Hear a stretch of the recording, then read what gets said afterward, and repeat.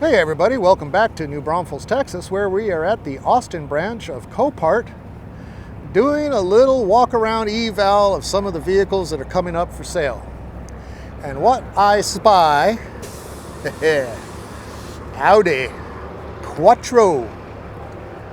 And I'm looking for the damage. Quattro, 129,187 miles. There's your damage.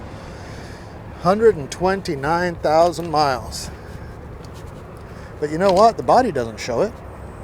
It's even got a tow hitch. Look at that. It's even got a tow. It's got a receiver hitch on it. It's got the 3-liter T for Go Fast Quattro. The body's in great shape. It really is in great shape. Now then, there is some tape up on the top. I can't see up on the top. I'm going to say that we might have a broken sunroof. I see a couple little dings, but nothing real significant. I mean, here's a little ding right here. That's a door ding kind of thing. Well, let's get in on the passenger side for this time. See what we got. We already know it's got the 3-liter turbo, so we don't need to pop the hood. Let's get inside and take a look and see what a 3-liter turbo Audi Quattro looks like. It says warning and stuff in Spanish, which couldn't tell you what that means, but it's a warning. It's got a real small steering wheel. I kind of like that. Really nicely appointed. Shifter is, like a little squat fat thing. Parking brake. Oh, it's talking to me in another language again. Pretty common around here. Nice carpeted floors. What we got up there? All kinds of buttons to press. You got your information button, your rear lights, your overhead lights, your SOS for your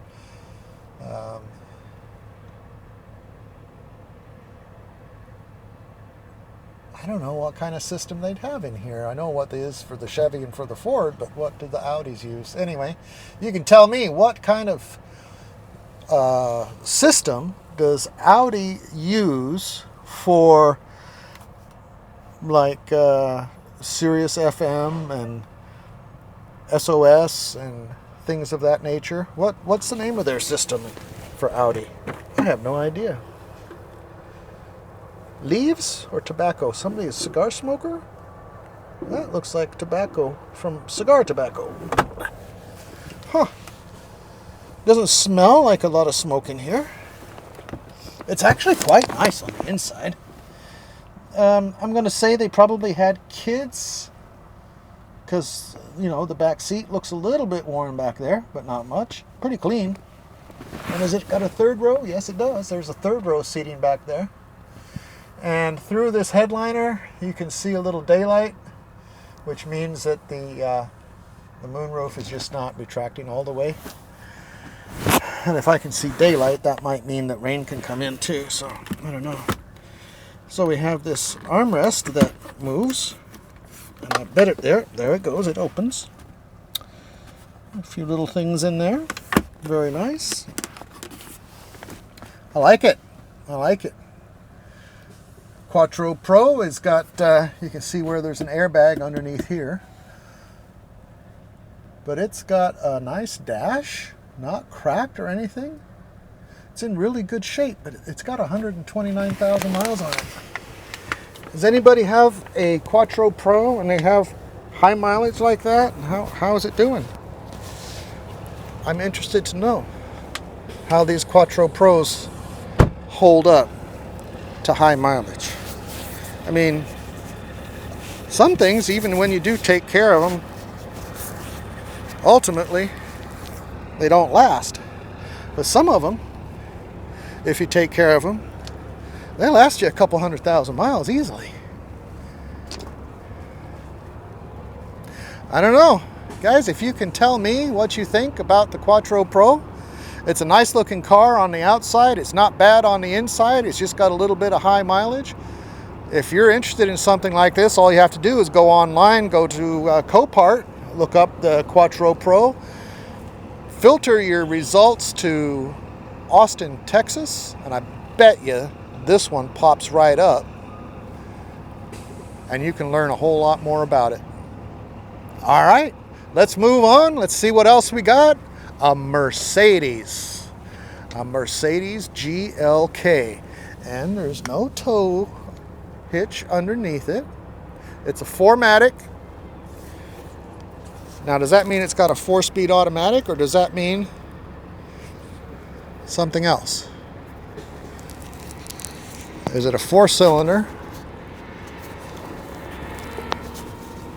with an automatic transmission? Man, I am surprised that these guys that work here don't wear a mask, because truly all of the dirt that gets kicked up every time one of these things goes by, and they're going by all day long. These guys, man, I think I'd be wearing a mask. Anyhow, 109,515 miles. Looks like it's probably had a respray. It's pretty decent though. It looks pretty good. What year is this car? This is a 2010 Mercedes GLK. What is the loss type? Vandalism. Somebody's girlfriend got a little angry.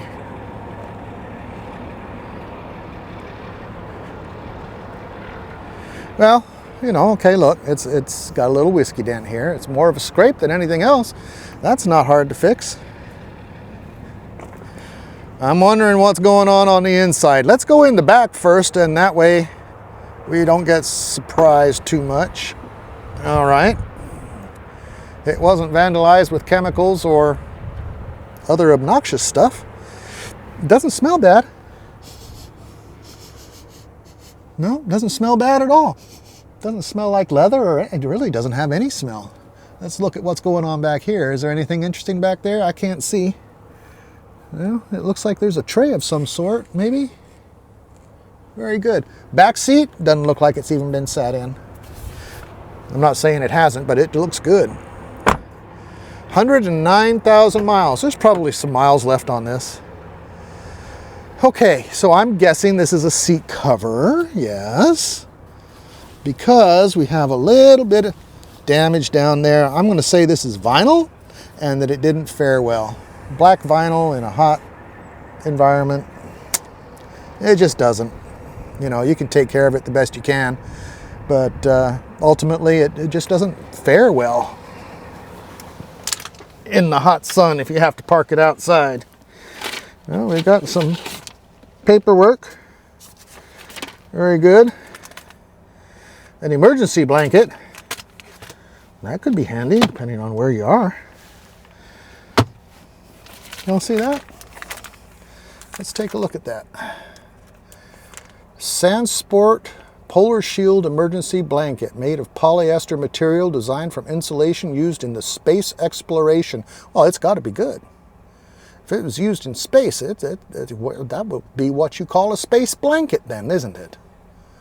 Outstanding. Free space blanket with the purchase of your Mercedes.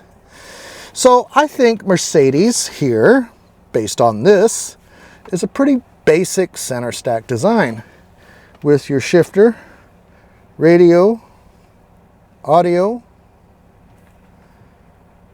and 4-inch display, maybe 2.5 by, well, let's say it's about a 5-inch diagonal display. Let's give it that, estimating up. One key.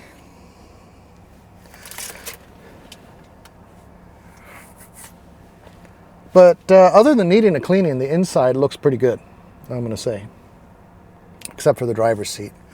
What did I say, 109,000 miles? That's a lot of ins and outs.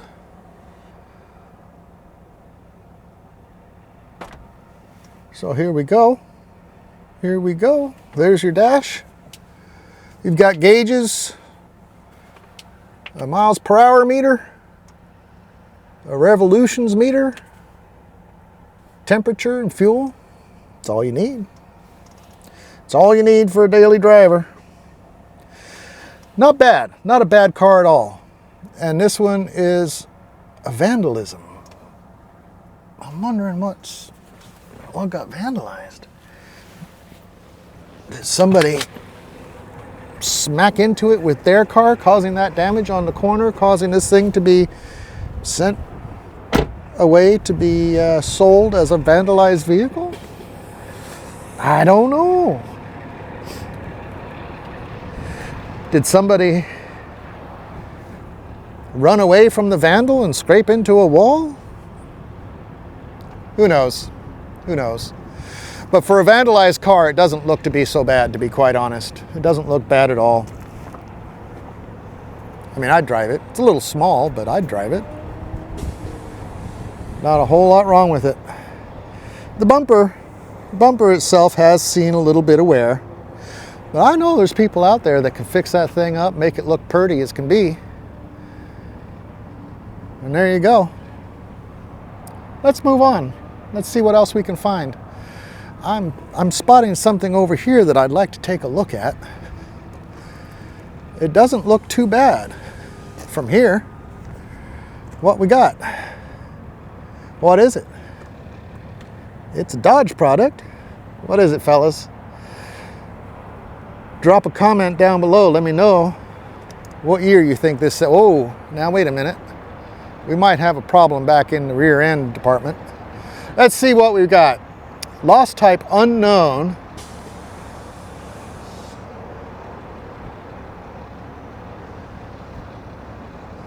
'21? A 21 Challenger. Well, let's take it all the way around. Oh. Ooh. Ow. Oh, goodness. And the battery's still hooked up. Hopefully there's no charge left in it. Wow. Wow. That took a hit. Hopefully it was parked with nobody in it. But you know what? All that damage. You see all that damage. Okay? Significant rear end damage. Crumpled. I mean, this is what they're supposed to do. They're supposed to crumple up, absorb the energy so that the people in there are okay, right? So it did what it's supposed to do. But look at here. Look at the door gap.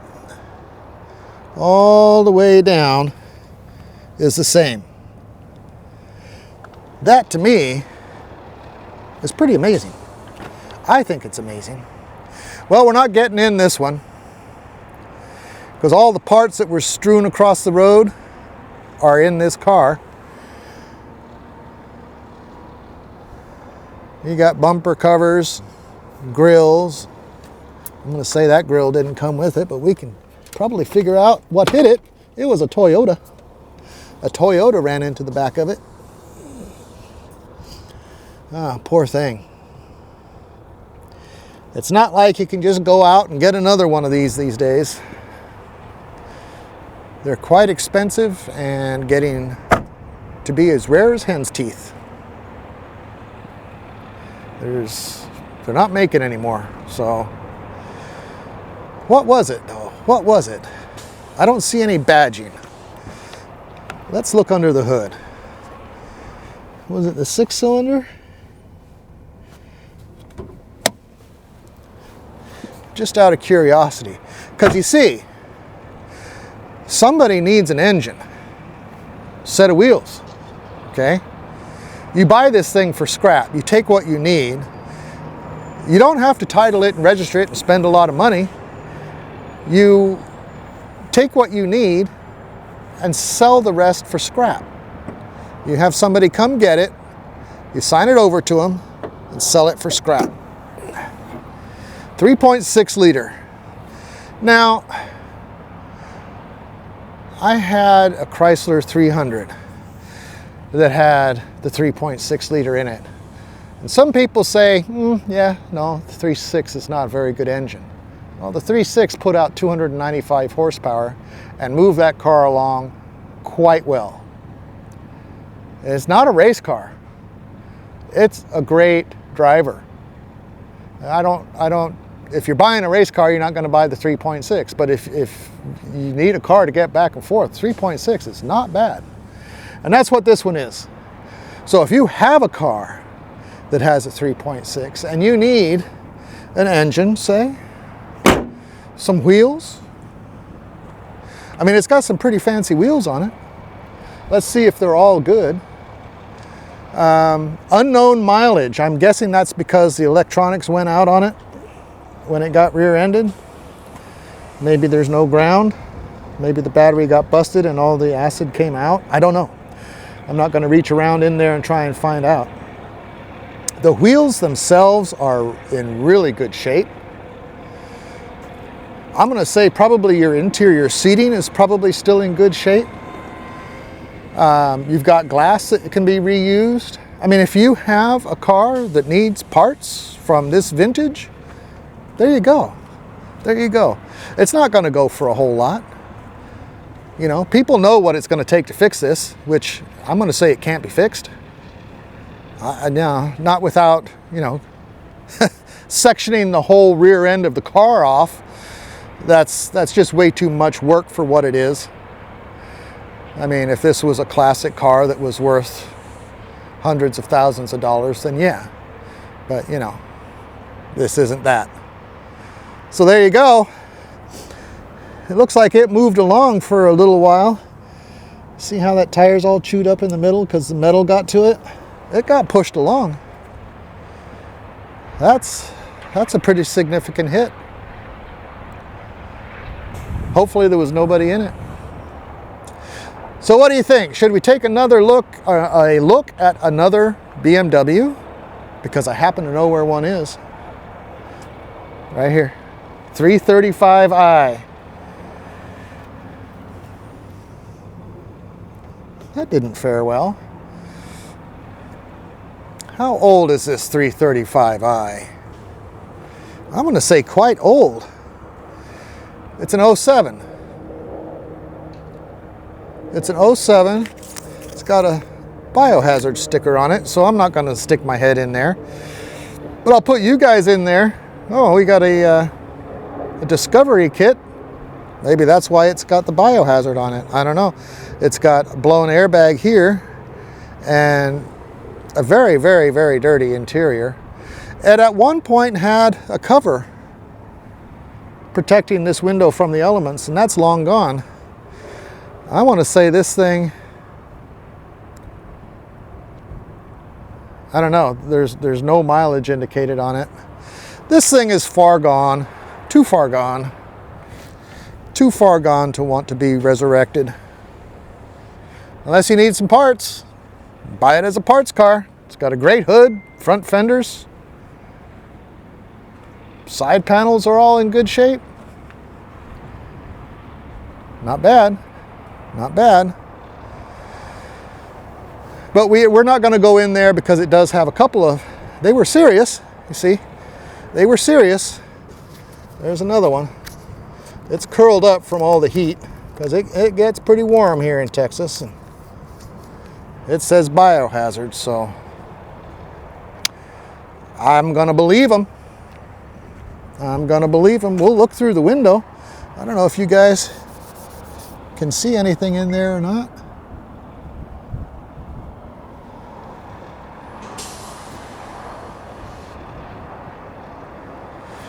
All right, well, that's kind of disappointing. I wanted to take a look inside there. Well, on that note, we're going to end this video. I appreciate y'all very much for watching. I thank you. And I would appreciate it if you'd share with your social media groups. Send the message out there. We've got a lot of good stuff coming up. More than just walk-arounds. We've got 5 projects at the house that we need to take care of, so we'll be doing that. Thanks for watching. I appreciate you. Thanks to C0part for letting me come in here and do this. They've changed the rules a little bit as far as what you can and can't do and how you get in through the front door. It's doable. I mean, it makes sense, sort of. Just make sure that you plan ahead, make an appointment, scan the card on the door, get yourself in the queue to be seen at the desk. You'll be fine. It's just the way it is now. Follow the simple process and you can get yourself in. You can come here, you can look at cars. You can come here and give them advance notice as to exactly what you want to take a look at. They will take that car over to the front of the building over here so that you can go over there and take a look at it without having to walk through all this. If you're really super interested in something, it's coming up for sale, they'll take good care of you. Thank you, everybody. I appreciate you.